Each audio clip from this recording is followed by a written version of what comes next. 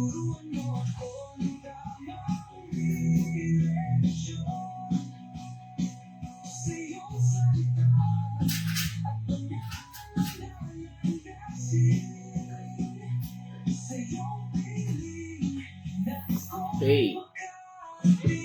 God's morning, mga kapatid. Sa magandang umaga po ngayon, mga kapatid. Ngayon po ay araw ng Thursday, February 12. At ngayon po ay 2026. At ngayon po sa ating pagpapatuloy ng ating daily devotion dito po sa ating God's morning, no? Ay tayo po ay dadako dito sa ating talakayan at tutungo po tayo sa isang popular verse, no? Ang verse na mula po, no, sa Philippians chapter 4 verse 13, ano po. At ito po ay pamagatan nating inner strength and confident peace in Christ. At dito po sa ating bahagi na ito, muli tayo po ay sasamahan ng ating partner upang basahin ang talatang ito. Tayo po ay pangunahan sa ating pagbabasa. Pangunahan po sa tayo po sa pananalangin. Yan, ito po. God's morning, mga kapatid. Tayo po ay babasa sa mga taga-Pilipos 4 verse 13. Ang lahat ng ito ay magagawa ko dahil sa lakas na kaloob sa akin ni Kristo. Tayo po ay manalangin. Hallelujah, O Lord. Maraming salamat, O Lord, sa panibagong umaga na pinagkaloob mo sa amin, Panginoon. Tunay nga po na sabi nga po sa iyong talata na wala po kaming magagawa sa sarili naming kalakasan, kundi sa lakas na kaloob mo sa bawat isa sa amin, Panginoon. Pangunahan mo po kami, Panginoon, sa aming mga gagawin ngayong maghapon. Ilid mo po kami, Panginoon, sa iyong mga salita na aming pag-aaralan, Panginoon. At nawa ito ay tumimo sa aming puso at isipan nang sa ganon ito ay magamit namin na sandata sa gawa ng kaaway, Panginoon. At maibahagi din sa iba. Humihingi po kami sa inyo, Panginoon, ng guidance sa aming pag-aaralan ngayong araw na ito. At ganoon din po, Panginoon, humihingi rin po kami ng kalakasan ng katawan sa bawat isa. Sa lahat po ng may sakit, Panginoon, lalo na po aming anak na si Kyle at si Casey, Panginoon. Protectionan mo po sila, Panginoon. Maraming salamat po sa lahat ng pagpapala at kalakasan ng katawan ay pagkakaloob mo sa bawat isa sa amin. Maraming salamat, Lord. At ang lahat ng ito ay aming ipinapanalangin sa pangalan ng iyong anak na si Jesus. Amen. Amen. Pagkain ng Diyos, this is a powerful verse na sabi nga ay ating laging napapakinggan, ating laging narinig, nakikita. At ang aklat po na ito ay sinulat ng ating butihing apostol, si Apostol Pablo, no, bilang habang siya po ay sabi nga ay nakakulong sa Roma. Kaya nga po ito ay prison epistle, no? Isang bahagi na kung saan ay ang manunulat mismo ay nasa gitna ng kahirapan, no? Sabi nga dun sa kanyang pagkahuling ito ay wala po siyang sabi nga ay sapat na masasabi nating kaginawahan, no? Sabi lang naman natin pag kinakulong, di ba? Yan ay pagdurusa, no? Subalit sabi nga ay ang talatang ito ay hindi niya sinulat, no? Itong verse na ito habang siya ay nabubuhay na komportable o wala siyang problema, no? Isinulat niya po ito, no, para bigyan, no, ng lakas at pag-asa ang bawat mananampalataya na tulad noon at ngayon, no? na ngayon po ay ating ibinabahagi. Ano ho? At noong panahon na yon sa lungsod ng Pilipos at ngayon sa ating kapanahunan na nung panahon po na yon ay dinadanas din ang mga pagsubok at pagdurura. Ano ho? Na kung sa atin ngayon sasalamin natin ay nandun ba tayo, no, sa mga pagsubok na yun o pagdududa. Ito rin ba yung verse na ating panghahawakan? At ang mensahe nito ni Apostol Pablo ay sabi nga ay napakamakabuluhan, no, sa atin ngayon, no. Sabi nga ay lalo na kung ikaw yung tao ngayon na nakakaramdam ng pagod, takot, at pagkabigla. Pero sabi nga dito, pinapakita po ng talata na nanatili pa rin tapat ang ating manunulat, no, sa ating Panginoon. Ito rin po ay sumusuporta sa mensahe na ang Diyos ay patuloy na nangangalaga, no, sa lahat ng ating pangangailangan, no. Kaya nga po minsan, no, sabi nga tingnan po muna natin yung mga misconception, no. Minsan naiisip ng karamihan na kung tayo ay Christian, no, dapat lahat ng bagay, no, ay sabi nga ay nagustuhin natin ay basta gagamitin lang natin ang verse na ito ay magagawa natin, no. Marami tayong nakikita sa mga posts, no, sa social media na ginagamit ang talatang ito, Philippians 4:13, para ibigay ang dahilan sa pagkuha ng mga sabi nga ay layunin o sabihin natin ay na hindi naman naaayon sa plano ng Diyos. Tulad ng sabi nga paghingi ng sobrang yaman, no, posisyon o mga bagay na nakatuon lang sa sariling kasiyahan. For example, halimbawa, Panginoon, sinabi mo sa Philippians 4:13, no, I can do all things. So, Lord, patamain mo ako sa loto, sa wedding, o sa masugal, o kung ano ba man ang mga bagay na sinasabi nating mga material things, no. Tandaan po natin, hindi po ayaan ng Lord na tayo ay malugmok sa sugal, no. Dahil ang Diyos, siya po ay Diyos ng katwiran at He is God in order, no. Kaya nga po ang tamang pananaw ay dapat nating unahin muna ang kaharian ng Diyos at kanyang katwiran. Yan din po ay sinasabi sa atin sa Matthew 6 verse 33. Hindi po ba sabi doon ay Ngunit higit sa lahat ay pagsikapan ninyo na kayo'y pagharian ng Diyos at mamuhay ng ayon sa kanyang kalooban at ibibigay niya sa inyo ang lahat ng inyong pangangailangan. Amen. So, no, yun. Unahin natin ang kaharian ng Diyos. Seek ye first the kingdom of God and His righteousness, and all these things shall be added unto you. Sabi nga, kung yan ay kalooban ng Panginoon, makikita natin ano pa? Minsan, no, naiisip natin na kung hindi natin nagagawa ang sabi nga ay mga ibig natin o gusto natin. Parang ibig sabihin nito ay hindi tayo sapat, no? O hindi strong ang enough tayo sa paningin ng ating Panginoon Diyos. Mali rin po ito.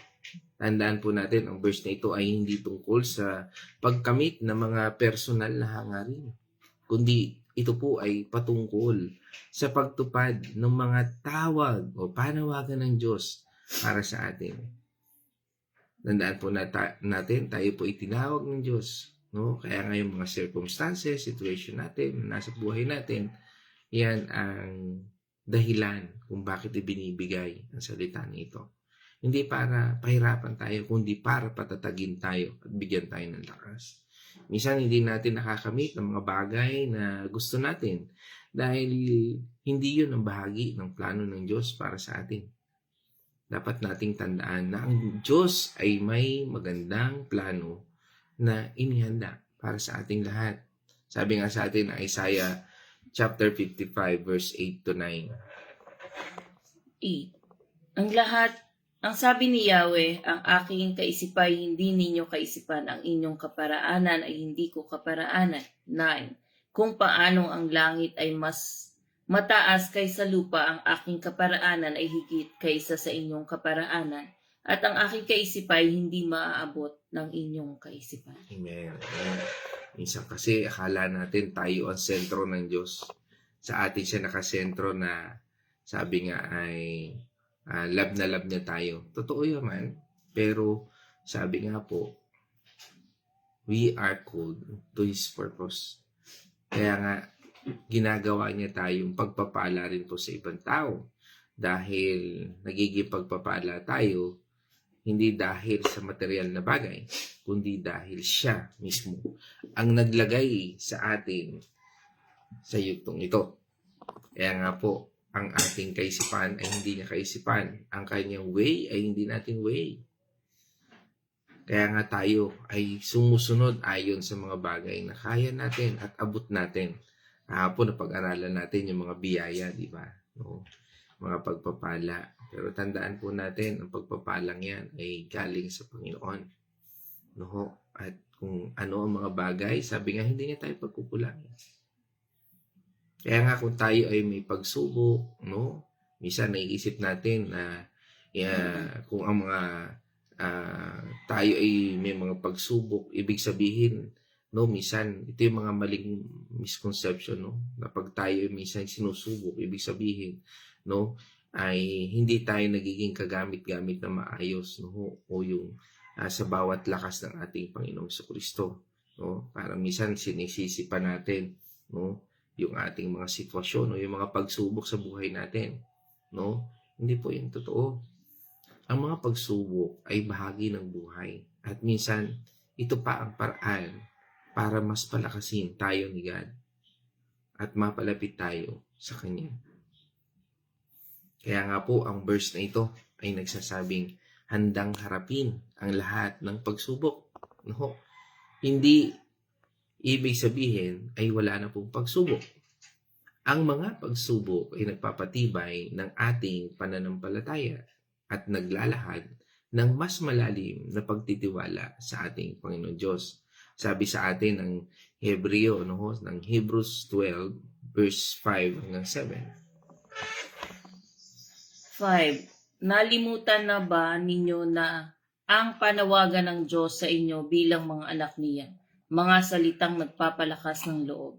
Anak ko, huwag mong baliwalain ang pagtutuwid ng Panginoon at huwag mong mamasamain kapag ikaw ay dinidisiplina niya. 6. Sapagkat dinidisiplina ng Panginoon ang mga minamahal niya at pinapalo ang itinuturing niyang anak. 7. Tiisin ninyo ang lahat ng hirap bilang pagtutuwid ng isang ama dahil ito ay nagpapakilalang kayo'y tinatanggap ng Diyos bilang tunay niyang mga anak.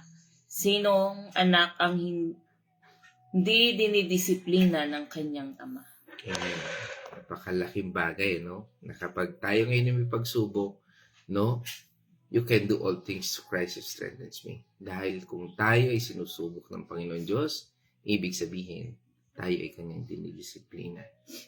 Kaya sa lahat ng mga bagay na nangyari sa atin, huwag natin siya sisihin.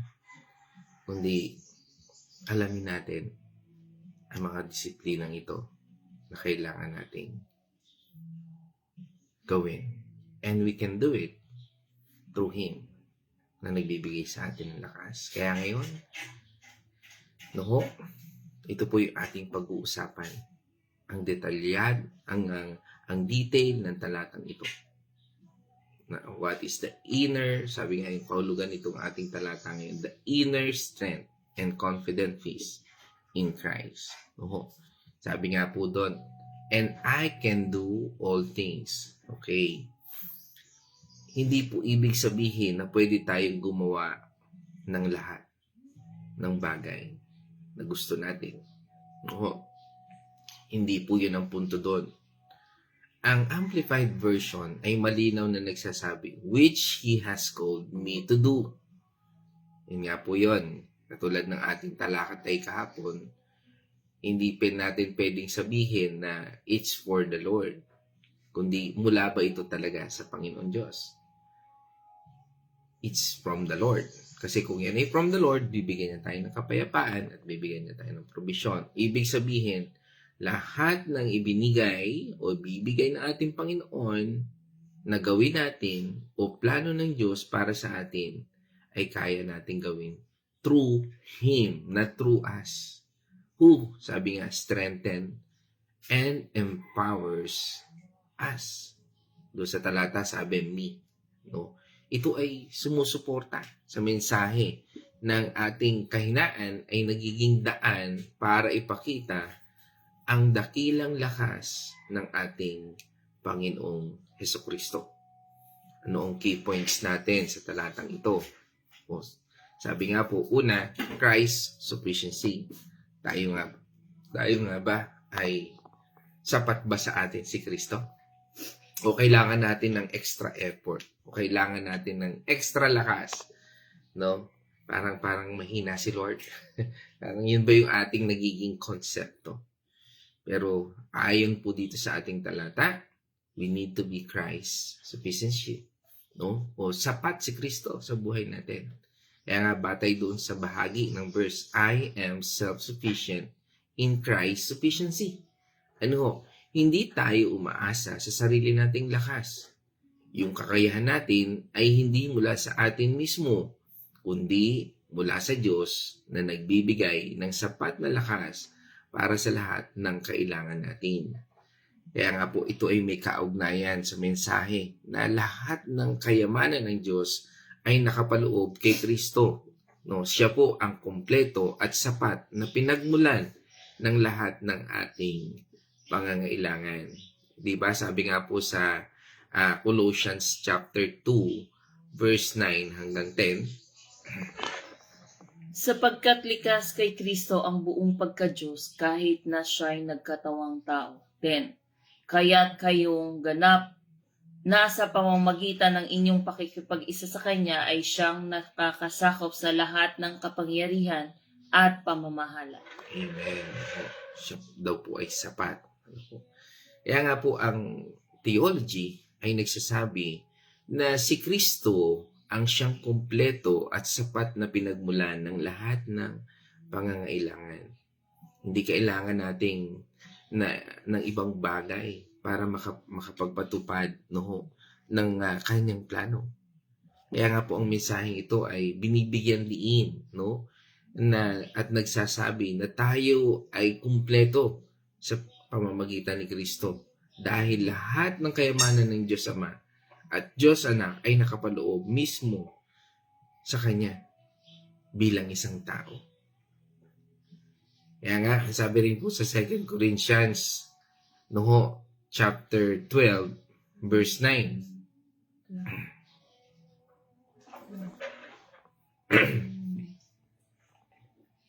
Ganito ang kanyang sagot, ang pagpapala ko ay sapat sa lahat ng inyong pangangailangan, lalong nahahayag ang aking kapangyarihan kung ikaw ay mahina. Kaya't buong galak kong ipinagmamalaki ang aking mga kahinaan upang lalo kong madama ang kapangyarihan ni Kristo. Amen. Sabi nga, kung saan ako mahina, doon ako malakas. Ito po'y binigyan diin. At patunay na sapat na lakas at biyaya ang kailangan natin na dapat ay magmumula lang sa ating Panginoong Kristo.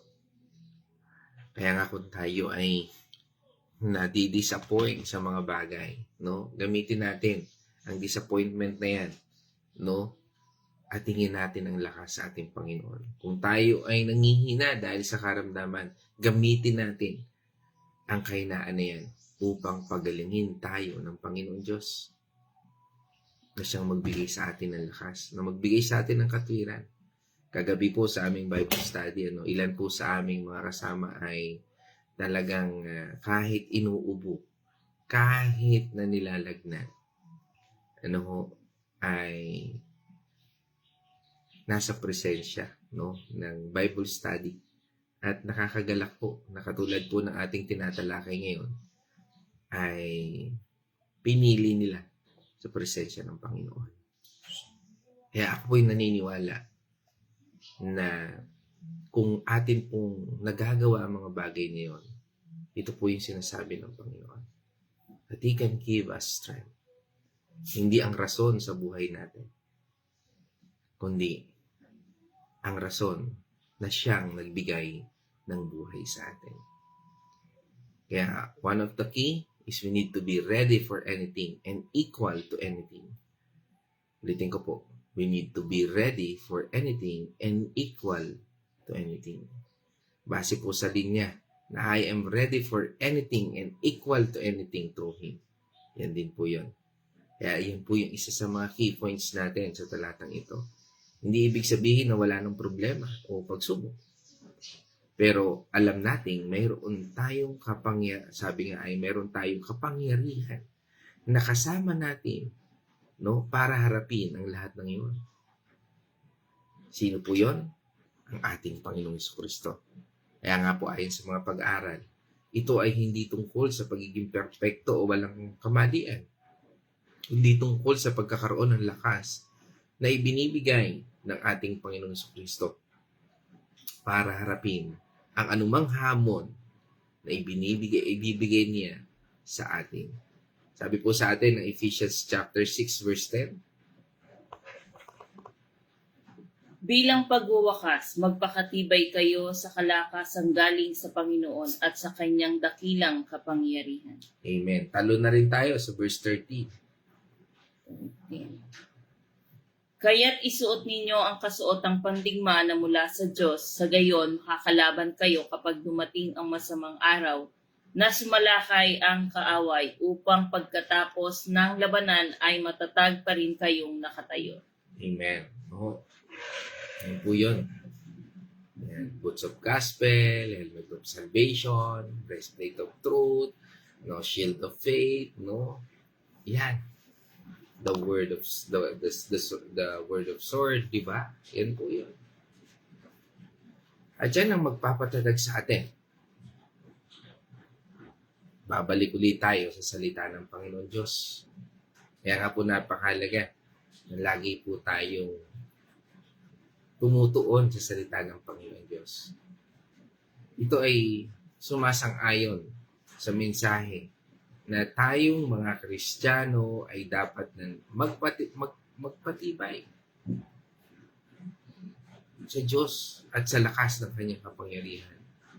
Ang mensaheng ito ay, sabi nga, ay nung binasa natin doon sa Ephesians chapter 6 verse 10, ay nagsasabi na tayo ay dapat na magpatibay sa Panginoon at sa lakas ng kanyang kapangyarihan.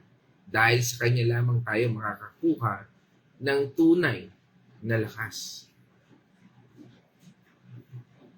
At ito ang magbibigay sa atin ng inner strength and confident peace. Kaya nga, di ba, sinabi sa talata, no, that through Him who infuses me with inner strength and confident peace. Ito yung kakaibang lakas at katahimikan na hindi kayang ibigay ng mundong ito. Kahit ang gulo-gulo nila, pero ikaw ay kalman, na sabi nga ay kalma ka pa rin. Nasa iyo pa rin yung kapayapaan ng Diyos. Kahit maraming nangyayari sa paligid mo, may kapayapaan. Dahil alam natin, nasa kamay tayo o hawak-hawak tayo ng ating Panginoong Jesucristo. Sabi sa atin, di ba, ng Philippians chapter 4, verse 6 and 7. Huwag kayong mabalisa tungkol sa anumang bagay, sa halip hingin ninyo sa Diyos ang lahat ng inyong kailangan sa pamamagitan ng panalangin may pasasalamat. 7. Tama ba? At ang kapayapaan ng Diyos na hindi kayang maunawaan ng tao ang siyang mag-iingat sa inyong puso at pag-iisip dahil sa inyong pakikipag-isa kay Kristo Jesus. Amen. Imagine natin yung isip natin na punong-puno ng alalahanin, punong-puno ng takot, punong-puno ng pangamba. No? Hindi natin makikita si Kristo. Pero kung ang isip natin at puso natin ay punong-puno ng salita ng Panginoon Diyos, makikita natin ang pagkilos ng Diyos. Maaalala natin. No? Kasi minsan, pag tumigil lang tayo doon sa isang verse, sinisisi natin si Lord. Bakit di mo ito ginawa, Lord? Sandali. Meron pang ibang mensahe. Basahin mo. Di ba? Kasi kung nasa iyo yung mensaheng yan, makikita mo yung bunga ng Espiritu. Sabi nga, sa lahat ng bagay, makikita yan sa Espiritu na meron tayo. No? Kasi kung ang Espiritu mo ng pag-aalala, hindi po yan galing sa Panginoon. No? Kasi ang Espiritong galing sa Panginoon ay mula sa Galatians 5, verse 22 to 23. Sige, basahin po natin yun. Subalit ang bunga ng Espiritu ay pag-ibig, kagalakan, kapayapaan, katiyagaan, kabaitan, kabutihan, katapatan, kahinahunan at pagpipigil sa sarili. Walang batas laban sa mga ito. At 22 to 23. Okay. Yan. Yan po yun. No?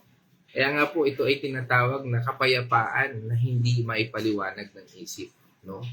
Na sabi nga ay kasama ng lakas na ibinibigay ng banal na Espiritu at ito'y isa sa mga bunga ng Espiritu na dapat po nating taglayin. Tandaan po natin, ang kapayapaan na ito ay nabinanggit sa parehong kapitulo ng ating Panginoon noon ng salita mula po dito sa ating text ngayon ng Pilipos ay ito po ay sabi nga ay nagbubunga ng Espiritu. No, na at na tungkol din po dito sa ating pinag-uusapan. Kaya nga mga kapatid, sa ating pong pag-aaral na ito ay maging aral po sa atin. Na una ay huwag po tayo umasa sa sarili nating lakas. Alalahanin po natin na ang salitang through Him who strengthens and empowers me ay sabi nga po ay minsan kasi feeling natin kaya nating lahat na mag-isa. Pero pagdating ng problema, sabi nga, diyan po tayo napapagod. Minsan sinisisi natin parang sinisisi natin yung sarili natin o sinisisi natin yung Diyos o yung sitwasyon natin. Minsan natatanong pa natin bakit sa dami-dami ng tao, ako pa, no ho, ay tandaan po natin, ang katotohanan ay mas makakaya natin kung tayo po ay umaasa sa ating Panginoong Jesucristo. Maaari po nating ilapat ito sa ating trabaho, sa ating pag-aaral, sa ating negosyo, o kahit sa simpleng gawain sa bahay. Ano ho? Ano po ito? Unahin po natin yung pagdarasal. At humingi ng lakas sa ating Panginoon Diyos bago simulan ang anumang bagay. Dapat po tayo magtiwala sa Diyos at huwag umasa sa sarili nating pag-iisip o kakayahan. Sabi nga po, ito ay naaayon sa ating mensahe ngayon. At sinasabi rin po sa Kawikaan, di ba? Sabi po doon sa Proverbs 3:5-6. Kaya huwag kang magtiwala buong puso at lubusan, huwag kang manahan sa sariling karunungan. Sa lahat ng iyong gawain siyang ay anlahanin upang ikay patnubayan sa iyong mga tatahakin. Amen. No? Sabi nga, ito po yung nagsasabi na dapat nating ibigay ang lahat ng ating mga gawain sa Kanya, sa ating Panginoon Diyos. At huwag tayong umasa sa sarili nating pag-iisip. Ikalawa, no? Alamin ang tawag ng Diyos para sa atin. Tayo ba talaga ay tinawag ng Diyos sa mga bahagi na ito ng ating buhay? Batay po sa ating text ngayon, sabi po doon, which He has called me to do at to do fulfill His purpose. May purpose ba si Lord? No? Sabi, makikita naman natin yan. He will lead us with conviction, not condemnation. Hindi lahat ng bagay na gusto natin ay tawag ng Diyos. Kapag alam natin na yun ang plano ng ating Panginoon Diyos, sigurado tayo may lakas siya na ibibigay para matupad yun. Ibig sabihin, nandun po yung provision ng Lord. Nandun yung lakas niya. Abot natin yun, ibig sabihin. Kung hindi man natutuloy yung mga plano, projects, ibig sabihin nun, may purpose ang Lord sa buhay natin. Maaari po natin gawin ito sa pamamagitan ng pagbabasa ng Biblia, pananalangin at pakikipakiniig sa bawat Kristiyano. Kaya po yan, yung mga bagay niyan, nakikita natin yan sa Bible study. Yan po yung mga payo ng bawat mananampalataya sa ating buhay. Dapat po tayong magbago. sa pamamagitan ng pagbabago ng ating isip para makilala natin ang kalooban ng Diyos para sa atin. Kaya nga po, di ba, sabi sa liham ng Romans 12 verse 2, no? Huwag kayong makiayon sa takbo ng mundong ito. Mag-iba kayo sa pamamagitan ng pagbabago ng inyong pag-iisip upang maunawaan ninyo ang kaloob ng Diyos, kung ano ang mabuti, kalugod-lugod at ganap na kaloob niya. Amen. Do not conform to the pattern of this world, but be transformed by renewing your mind. Ito po yung nagsasabi na tayo ay dapat na hindi sabi nga ay tumutugma sa mga kaugalian ng mundong ito, kundi baguhin natin ang ating pag-iisip para makilala natin ng mabuti at siya ang perpektong kalooban ng Diyos para sa atin. Katlo, no, hawakan po natin ng mahigpit ang kapayapaan ng Diyos. Sa lahat ng bagay, yan po ang ating laging hanapin. Ang kapayapaang nagmumula sa Kanya. Tandaan natin na ang bahaging sinabi doon sa talata natin that infuses me with inner strength, no? The inner strength and confidence peace. Kahit sobrang stressful ang buhay natin, meron tayong nito dapat. Ano po yun? Confident peace na nagmumula sa ating Panginoon Diyos. Isipin mo na lang kung ang Diyos na buong sanlibutan ang kasama mo, no, o kasama natin, ano pa ang ikababahala mo? Maaari nating sabi nga ay gamitin ito sa ating sarili sa anumang oras na sabi nga ay tayo ay minsan ay nababagabag, no? Hindi po tayo ng kapayapaan sa ating Panginoon Diyos at sabi nga ay maniwala tayo sa ating Panginoon Diyos na aayusin niya ang lahat ng ito. Minsan kasi sa panalangin, no, doon tayo, nakapanalangin na ako, ba't nandito pa rin itong anxiety ko? No, kasi nga po, kulang yung salita ng Panginoon Diyos na ating pinangahawakan. Dapat tayong huwag mag-alala, kundi ipagdasal po natin ang lahat ng ating mga alalahanin sa ating Panginoon Diyos. Kaya nga po, ito ay nagsasabi na huwag tayong mag-alala sa anumang bagay. Diba, binasa natin yan kanina sa Philippians 4:6-7. Kundi ipagdasal natin na may pasasalamat. Ipahayag po natin ang mga hiling natin sa ating Panginoon Diyos na may buong pagpapasalamat sa Kanya. Kaya nga mga kapatid, sa ating pagtatapos, ito po ay panahon ng paggising. Ang talatang ito. Huwag natin pong ipagpatuloy ang pagkakamali ng marami. Gamitin po natin ang aral na ito ng ating Panginoon Diyos para sa sarili nating kapakanan lamang. Para po sa ating sariling, sabi nga ay paglago. No, hindi po sa ating sariling kapakanan. No, na sabi nga ay minsan tayo ay napapahamak, nasasaktan, no? Kapag pinipilit po nating abutin ang mga bagay na hindi naman po kalooban ng Panginoon Diyos. Huwag po nating hayaan na mapagkamalan natin ang mensahe ng Kanyang salita. Minsan, hala ko parang ganito. Hindi. Gising tayo. Tandaan po natin ang Diyos Ama, siya lumikha sa atin. Hindi po siya nagbibigay sa atin ng buhay para itapon ito sa walang kabuluhang hangarin. Siya rin po ang naglagay ng bawat isa sa atin sa mundong ito para gawin tayong ayon sa pagkatawag niya sa atin at ayon upang ito ay tuparin niya. Gising tayo, mga kapatid. Dahil ang Diyos ang Diyos anak o ang ating Panginoong Jesucristo, ang ating tagapagligtas ay hindi namatay sa krus para hayaan tayong manatiling mahina at walang lakas. Ang ating Panginoong Jesucristo ang siyang nagbigay sa atin ng sapat na lakas para harapin ang lahat ng pagsubok at hamon na darating sa ating buhay.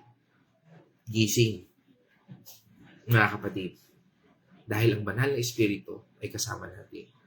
At hindi siya narito para payagan tayong mag-alala at mabigatan sa anumang problema na ating kinaharap. Siya ang nagdudulot sa atin ng kapayapaan na hindi maipaliwanag para mapanatili tayong matatag sa tapat o sino mang tapat sa Kanya.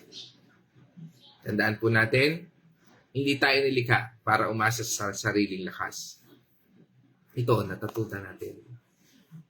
Hindi tayo tinawag na sundin ang sariling plano. Ito ang natutunan natin.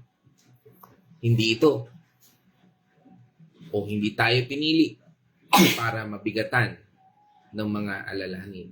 Ito ang natutunan natin. Tandaan, ang Diyos na isang sabi nga ay triune yun, ay nag-iintay sa atin ngayon mismo. Tayo'y tinawag para maging handa, maging matatag, at magkaroon ng kapayapaan na nagmumula sa Kanya. Kaya ngayon, gising tayo. Tuparin po natin ang Kanyang panawagan. Umasa tayo sa Kanyang lakas at yakapin natin ang Kanyang kapayapaan. Sa Diyos po ang papuri. Sa Diyos Ama, Diyos Anak, at sa Banal na Espiritu. At magpakailanman. Ngayon naman, tayo po'y dadako sa Venice Reflection.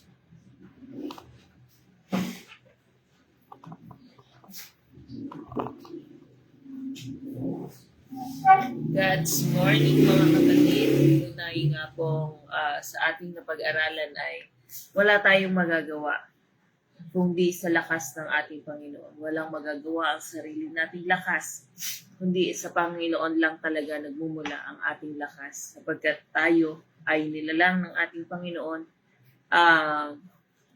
upang papurihan siya at wala po tayong kahit na anong dapat maipagmalaki sa ating Panginoon. Sapagkat kung ano po ang meron tayo, iyon po ay bigay ng ating Panginoon. At natutunan din po natin dito na kung sa lahat ng pagsubok na ating kakaharapin, sa Panginoon po natin ipagkatiwala lahat sapagkat ang Panginoon po ang mag-aahon or magbibigay sa atin ng solusyon, magpapagaan sa atin sitwasyon kung tayo ay ipagkakatiwala natin ang ating buhay sa ating Panginoon. Wala po tayong magagawa sa sarili nating lakas. Ang kakayahan na nakakapagpagtagumpay ay hindi mula sa sarili natin, kundi mula sa lakas na binibigay ng ating Panginoon. Maaari nating harapin ang anumang hamon sa kahirapan o gawain dahil sa kanyang suporta at kapangyarihan. Ang talatang ito po ay nagtuturo ng lakas ng loob at determinasyon na hindi umaasa sa sariling lakas, sariling kakayahan, kundi sa pagtitiwala sa ating Panginoon. Kung atin po ipagkakatiwala sa Panginoon ang ating mga sitwasyon, tayo po, kahit po tayo ay nasa sitwasyon na hindi kaiga-igaya, hindi maganda, meron tayong kapayapaan. Hindi tayo nag-aalala. Although nag-aalala tayo, pero meron tayong kapayapaan na kasama natin ang Panginoon. Kahit na merong pighati, meron pa rin tayo natatagpo ang joy sapagkat yung mga binabasa po natin mga talata, yung mga ginagawa natin, itong mga ginagawa nating Bible study, itong morning devotion, ito po ang nakakapagpalakas sa atin.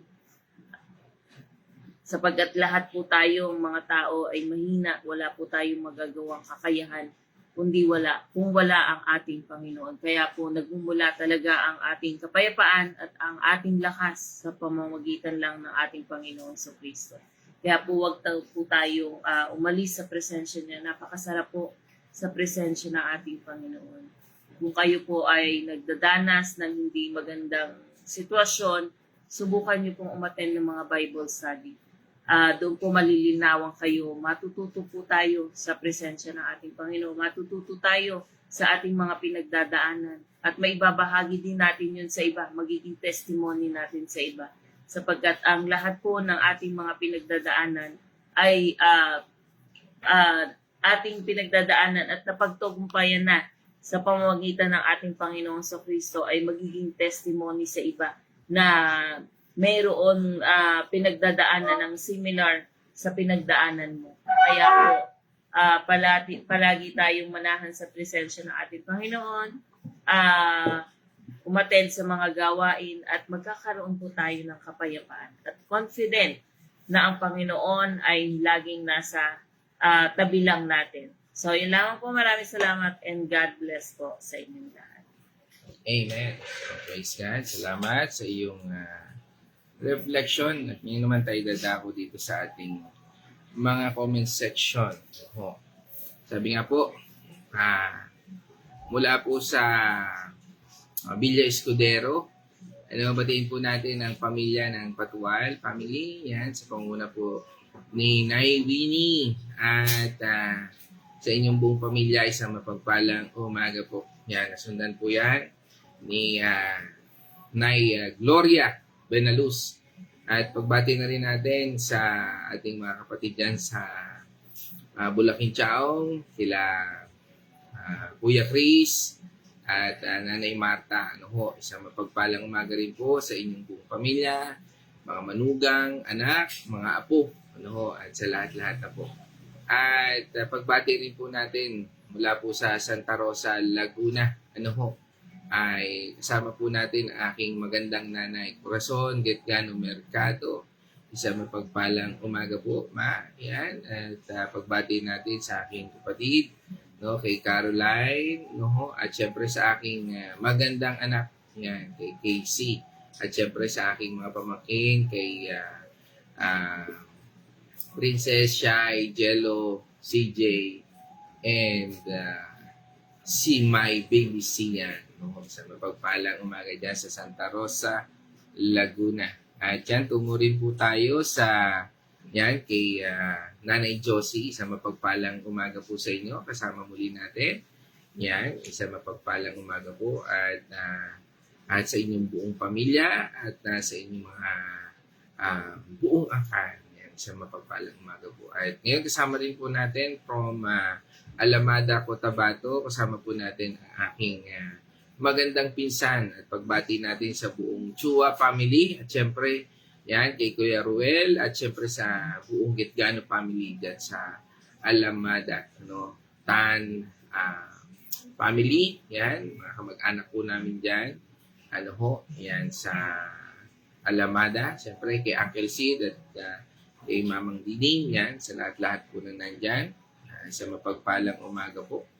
Yan, at kasama rin po natin, yan, mula po sa dito, Carmelite, ano ho, at Iloilo, yan, pagbati natin kay Brother Arthur, ano ho, at kay Kumaring Carmeline, yan, kay Paring Arthur, at kay Kumaring Carmeline, at pagbati natin sa buong Azucena Tanyo family. Siyempre, pagbati rin natin kay Pau, kay Junine, yan.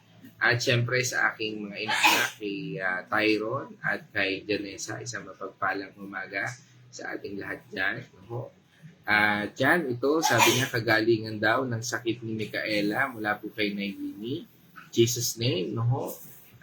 Tayo ay pinagaling sa ng ating Panginoon Diyos, no? At siyempre, tungo naman po tayo sa lugar ng Bae, Laguna. Yan. Kasama po natin ang Diray family. Yan, isang kagalakan. No? Kasama po natin si Brother Mike. No? Yan, ang ating matalik na kaibigan. Yan, si Brother Mike. At ganun din ang kanyang may bahay, si Sister Grace. Siyempre, pagbati rin natin sa buong pamilya. Kila Miko, kila Carl, no? Na mag-e-exam ano ho, para sa engineering. Yan. I-claim, sabi nga, i-claim na natin yan. God is our strength, no? Yan. Yan. At syempre kay Ellie, no? Yan. Sa mapagpalang umaga. At syempre sa aming mga babies dyan, kay Dion at sa aking inaanak kay Tutchay. Sa mapagpalang umaga. At syempre kay Dayan. Okay. Sa mapagpalang umaga po sa ating lahat. Yan sa lugar ng Bae. Yan. At yan, tungo naman po tayo sa yan. Ayan. Dolores, Quezon. Yan. Kasama po natin si ang Dalangin family. Yan, sa pangunguna po ni Tatay Victor. At yan, kay Nanay PC. Sa mapagpalang umaga po sa inyo. Ano ho? At sa inyong buong pamilya. At sa inyong mga apo, mga manugang. Yan. Yan. At ito, sabi nga kagalingan ni Brother Rolly, no, na Bombani, no. At from Osamis, kasama po natin sila Doktora Julia C. Yan. At pagbati natin dyan sa lahat, no, nakikinig dyan sa Osamis, ano ho. At pagbati rin natin dyan kila Sir Dodong, kay Johan, kay Jansen, at saka kay Kirby, ano. Yan, isang mapagpalang umaga dyan sa Osamis City. No? At tungo naman po tayo sa Ibayong Dagat. Ano ho? Mula po sa USA, no? Kasama po natin muli ang ating ang Daw family, ano, na lagi nating kasama po 'yan. No, yan sa pangunguna po ni Nars Abby sa mapagpalang umaga, no, sa inyo diyan. At yan yan from ano naman tayo, Tiloric Church, no, kasama po natin ang mula po sa Pila Laguna. Yan ay kasama po natin si Sister Barbie Tatel, ano ho, yan po. Isang mapagpalang umaga po sa inyo dyan. Yan, sa pangunguna po ni Pastor Eds Rona, ano ho, dyan po sa Pila Laguna. Isang mapagpalang umaga po sa inyong lahat yan. At sa ating kapatid dyan sa Santa Rosa, Laguna, sa ating mga kapatid dyan, sila Debra Riandelar, no ho, kasama po natin.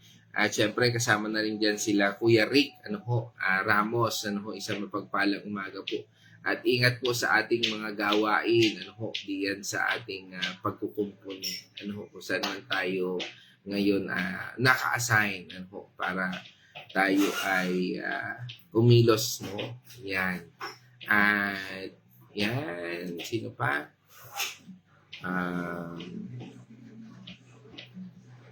Yan. Ito sabi ni Nay Josie, nagpapasalamat po ako sa Panginoong Hesus, pagkakaloob niya sa akin ng kalakasan ng aking katawan. Amen. Praise God po sa buhay niyo, Nay Josie. Yan. Malain po kayo ng Panginoon Diyos. Ayan. At tungo naman po tayo sa Bacolod, no? Bacolod City. Kasama po natin ang Pios family. At yan, sa pangunguna po ni Kuya George, no ho, isang mapagpalang umaga po sa inyo, Kuya George. Yan, ano ho, at sa inyong buong pamilya. Yan. At tungo rin tayo sa Liliw, Laguna. Pagbati po natin sa buong Arosena family, sa inyong mga anak, sa inyong mga apo. Ano ho, isang mapagpalang umaga po sa inyo dyan sa bayan ng Liliw. Yan, purihin ang Diyos sa buhay ninyo, na Edna Arosena. Yan, sa mapagpalang umaga po. At siyempre kasama rin natin, no ho, si Pastora Pe, no. Isang pagbati po natin sa Anda Lartiliaga family. Yan, kasama natin si Pastora Pe, no.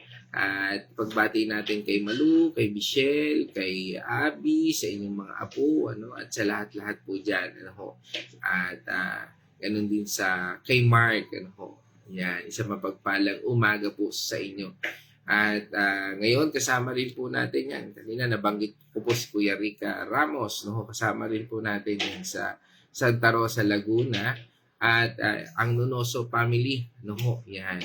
Sa pagbati po. Yan. At yun hindi kay Kuya Tony. Kasama rin natin si Ate Nela. Yan. At sino pa? Mukhang lahat na bati ko na. Ano ho? Yan. Kung hindi pa ay message lang, no? May pagkakataon pa, minuto pa, baka meron lang po ako nakaligtaan. Kung wala na ho, no?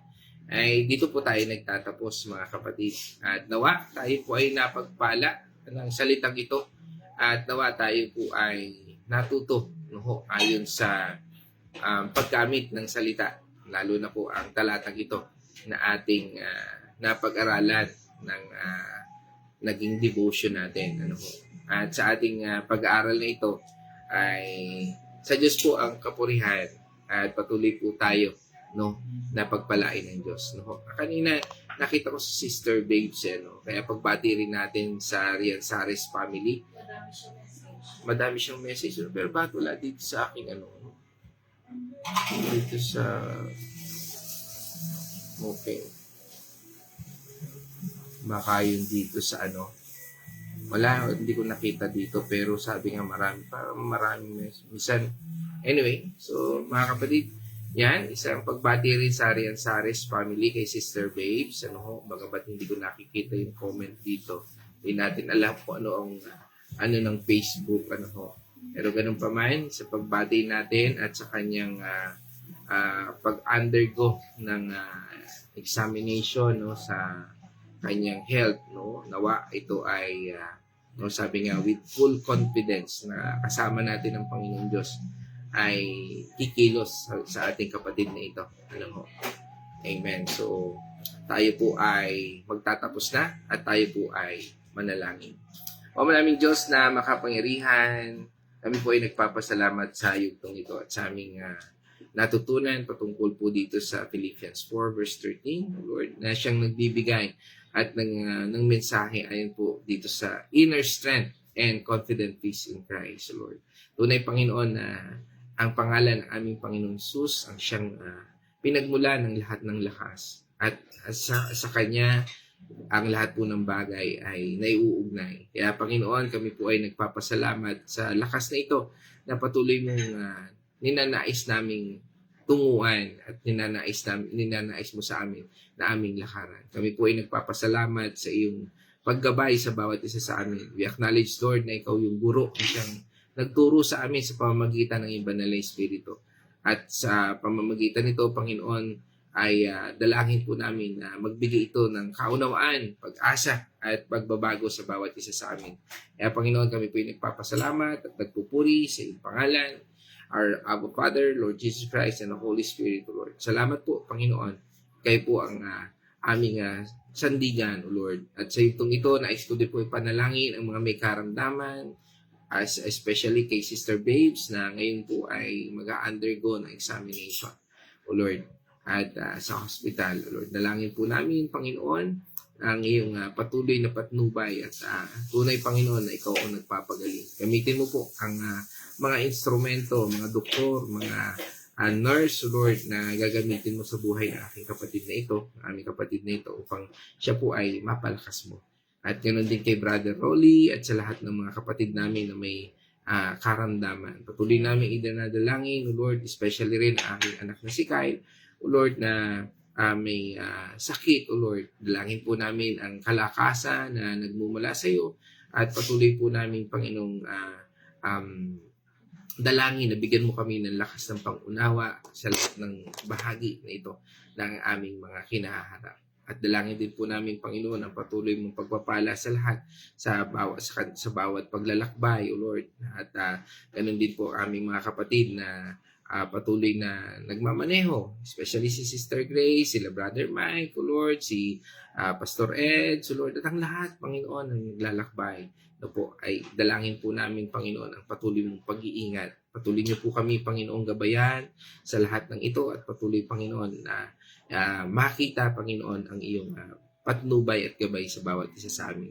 At sa lahat ng ito, salamat po, Panginoon, at sa kalakasan na tinetestimony na aming mga kapatid, si Nanay Josie, O Lord, at ang bawat isa, patuloy niyo po pagpalain kami, O Lord. Sa lahat ng ito, sa iyo po ang papuri at pasasalamat sa pangalan ng Diyos Ama, Diyos Anak, at ng Banal na Espiritu. O Lord, salamat po. At ito po ay aming dalangin sa pangalan ng aming Panginoon at tagapagligtas si Jesu Cristo. Amen, amen. Mga kapatid, let us shout the shout of victory. Christ has died. Christ is dead. Christ is risen. Christ is risen. Christ will come Christ again. will come again. And together, we are for Christ. Again, God's morning, everyone. Kapi na po tayo.